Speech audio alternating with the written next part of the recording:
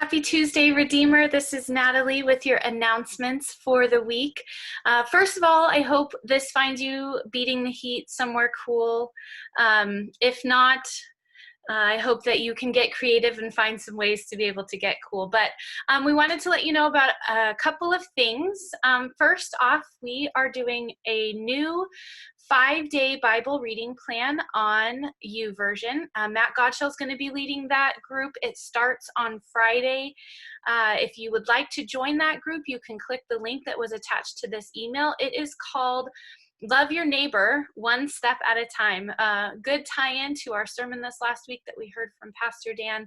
So if you'd like to join that YouVersion Bible study plan, go ahead and do that now, and it'll just automatically start it on Friday.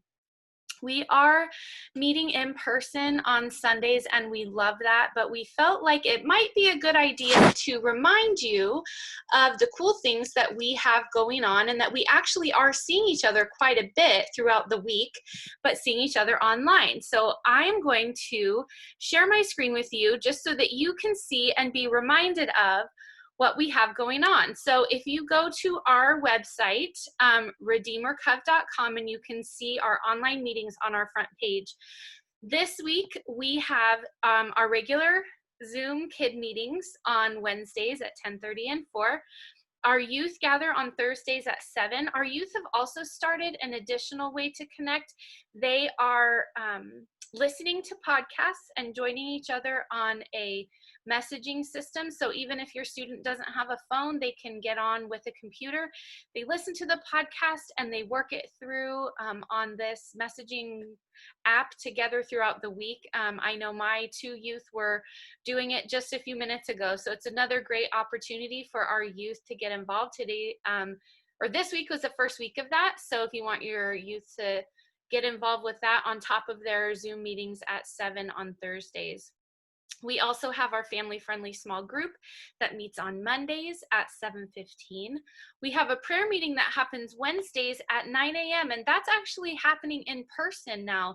They're going to be meeting in the front beautiful garden area of the church on Wednesdays at 9 a.m., meeting together to pray for our world, community, and our church. And so if you would like to join that, I know that they would love to have you. They'll be starting in person.